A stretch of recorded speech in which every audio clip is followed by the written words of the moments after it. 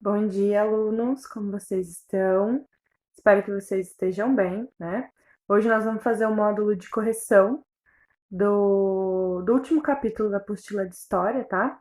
Então, eu vou passar o módulo de correção para vocês, e aí vocês acompanham aqui comigo a correção para tirar as dúvidas desse último capítulo, tá bom? Então, vamos lá para a nossa correção agora, tá? Contrastes do Brasil republicano, que fala bastante sobre os excluídos da República e fala da Belle Époque brasileira. Então, esse módulo que nós vamos corrigir agora, tá? Então, a atividade 1 traz um texto, e esse texto diz o seguinte: o Rio pode conhecer muito bem a vida do burguês de Londres, as peças de Paris, a geografia da Manchúria e o patriotismo japonês. Apostar, porém, que não conhece nem sua própria planta, nem a vida de toda essa sociedade, de todas as profissões que constituem o progresso, a dor, a miséria da vasta Babel que se transforma. Então, qual é a crítica que o cronista faz em relação à cidade do Rio de Janeiro? Bom, em relação à cidade do Rio de Janeiro, o cronista vai criticar o fato, né, da sociedade conhecer mais os costumes de fora do que os costumes do próprio Rio de Janeiro. Então, está bem claro, né, que conhece-se mais o costume do exterior do que os costumes das próprias cidades, tá? E aí, qual grupo social é criticado? É óbvio que o grupo social criticado são as elites da Belle Époque, né? Então, os setores criticados aí são os setores que viviam os valores da Belle Époque, ou seja, aquelas pessoas que estavam lá no Rio de Janeiro, Brasil, brincando de ser europeu, brincando de Europa, e esquecendo de valorizar a sua cidade, a sua própria cultura, né, o seu próprio país. Aí a C pergunta: por que João do Rio se refere à cidade como Babel que se transforma? Porque ele associa a esse processo progresso, dor e miséria, né? Babel seria uma confusão mistura de diversos idiomas, tá? Bom, então aí por último é porque a cidade vivia um processo de modernização que levou à derrubada da parte antiga da cidade, né? Especialmente onde vivia a população mais pobre. Por isso que ele vai associar essas ações do governador e a miséria, tá? Bom, aí atividade 2. Atividade 2 tem um texto. Esse texto fala do contestado, fala de Canudos, né? E aí, a questão A pergunta: a que autor atribui a ocorrência de movimentos como os de Canudos e do contestado e do cangaço? Então, está perguntando por que houveram esses movimentos, né? O que levou a esses movimentos? Então, a gente já tem uma ideia, já, né?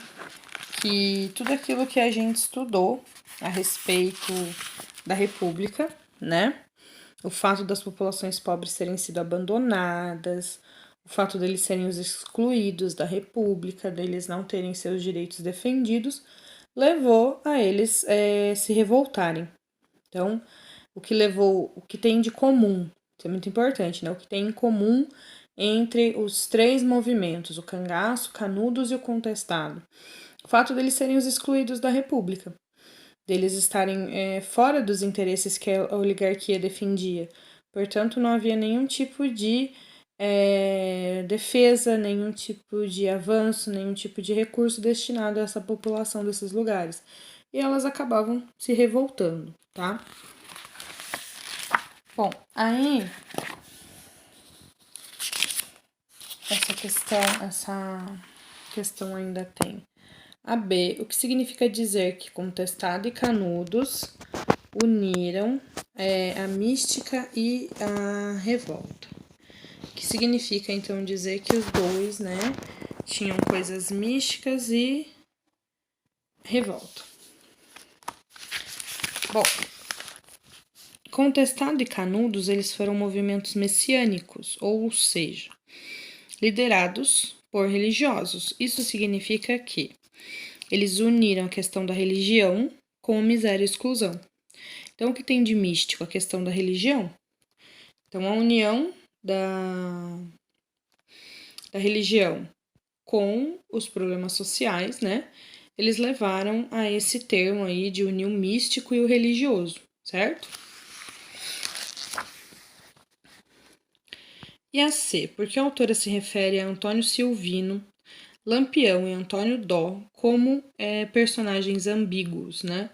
Aí esses aí já são personagens do cangaço, né?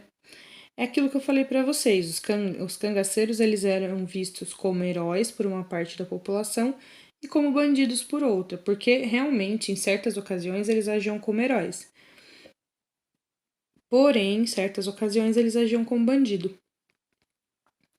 Então, isso dava essa ambiguidade. O que é ser ambíguo? É ser do bem e do mal ao mesmo tempo, ser bom e ruim ao mesmo tempo.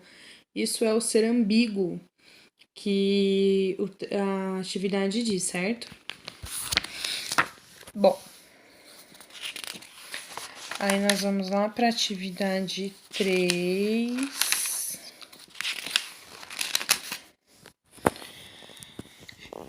E aí, a atividade 3 também traz um texto para a gente ler, né? E o texto fala a respeito da república que não era pública.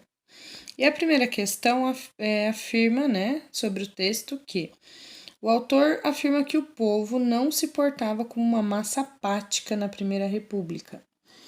Então, o autor diz que o povo, né, por que ele diz que o povo não se portava como uma massa apática? Ou seja, o que é ser uma massa apática? É deixar as coisas acontecerem. Ser uma massa apática significa não ligar porque está acontecendo, vamos deixar desse jeito, enfim. O autor ele afirma isso porque o povo ele se revoltou. O povo se revoltou na cidade, se revoltou no campo, então ele não foi uma massa apática, ele foi uma massa que foi buscar os seus direitos. Por isso que não é uma massa apática, é uma massa que lutou pelos seus direitos, tá? E é o que significa o trecho que menciona que o povo agia à margem do sistema político, né? Eu acho que eu já falei para vocês, né, que estar à margem é estar na beirada. Você não tá fora, mas também não tá dentro. Isso significa que o sistema político impedia que a população participasse. Mas a população dava um jeito de participar. Como? Manifestando, revoltando-se, fazendo greve. Então, era uma forma de participar. Eles estavam à margem, né? Estavam fora, mas eles tentavam participar de alguma maneira. E a C pergunta: dê 2 exemplos de ações políticas populares que confirmem a afirmação do autor. Gente, aí é fácil, né? É só falar da revolta da vacina, do contestado, da greve geral, de Canudos, do cangaço. Tudo isso são exemplos de que o povo se importava com o que estava acontecendo, certo?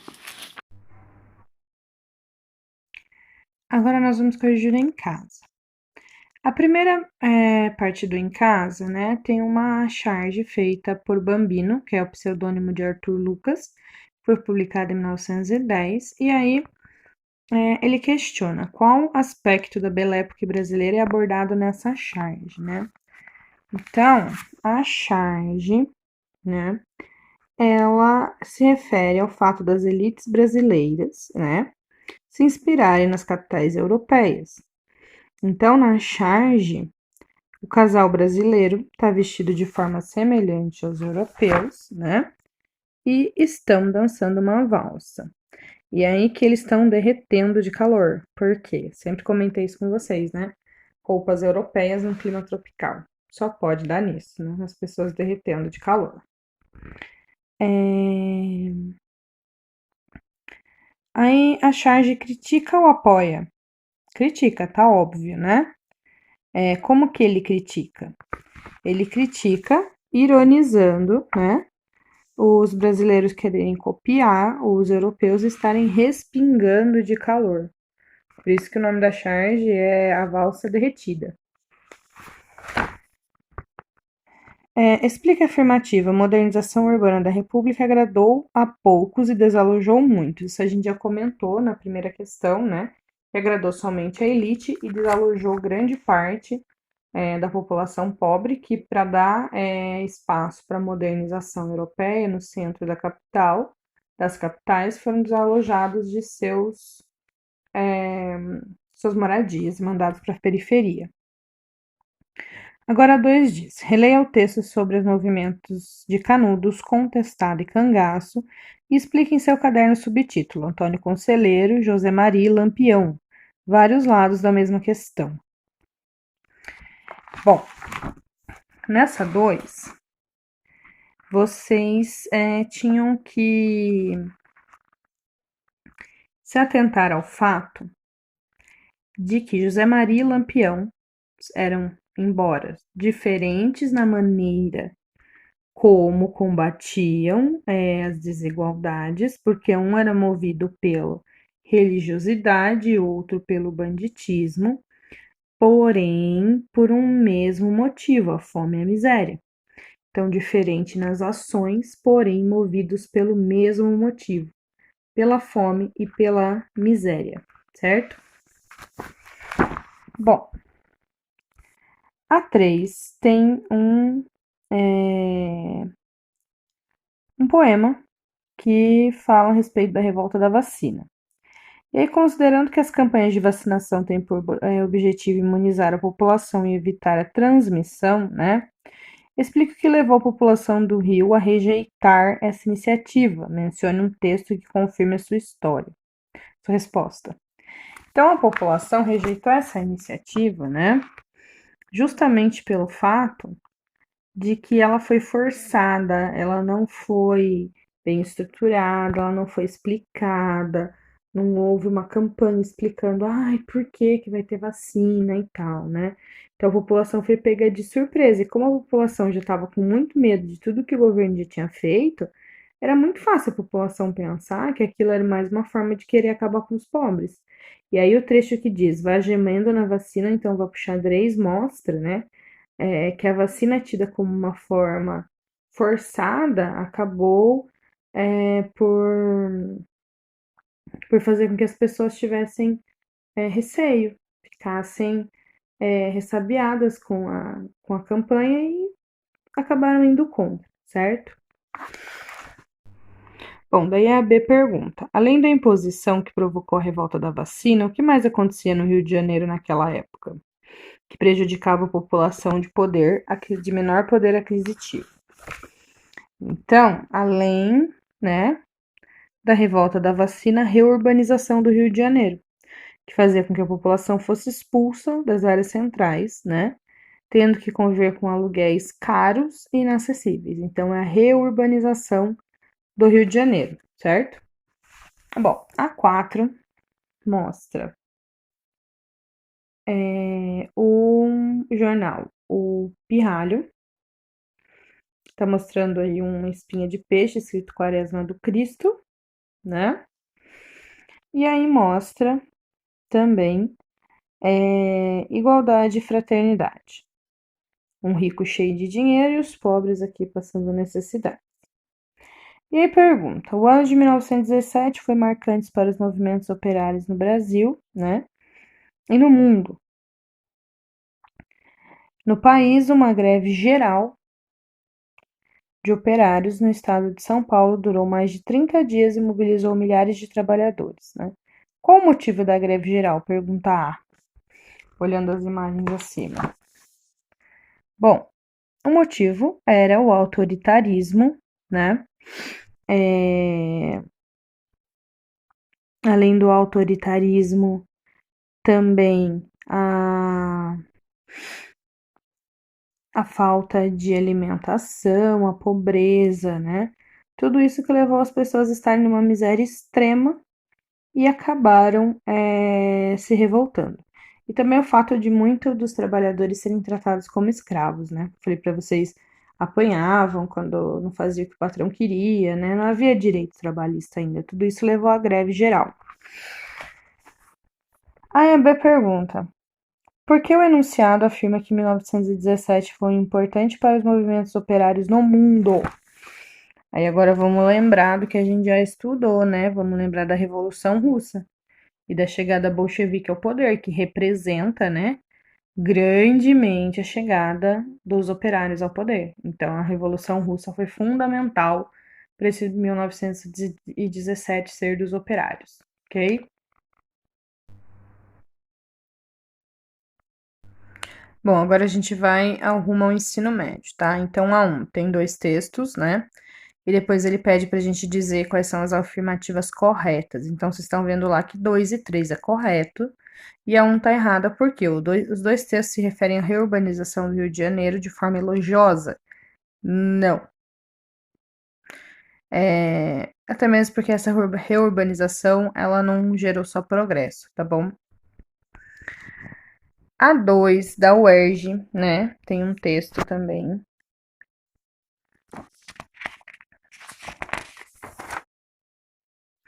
Bom, gente, então a resposta da 2 vai ser a C, tá? O que levou aos conflitos foi a demolição de moradias coletivas.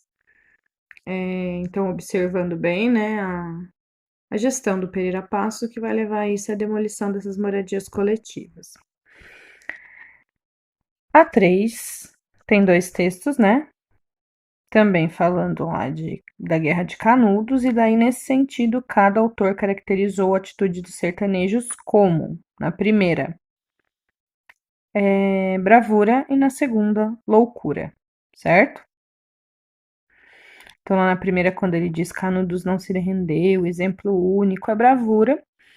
E na segunda, quando ele diz, né, era um velho coxo por ferimento, ao serem intimados para depor, investiram com enorme fúria, aí seria loucura. A 4 fala que o cangaço representou uma manifestação popular favorecida, basicamente pela seguinte característica, que era a hierarquização derivada da concentração fundiária. Então, uma das coisas importantes que levou ao cangaço era a concentração fundiária, que faltava terra para as outras pessoas. Aí lá na 5, né, fala da revolta da Chibata, que é onde exigiam-se direitos de cidadanias e foram causadas pela permanência das hierarquias sociais herdadas no escravismo, né? Lembra que os marinheiros lá da revolta da Chibata, eles apanhavam por ser negros. Então, isso eram hierarquias sociais herdadas do escravagismo.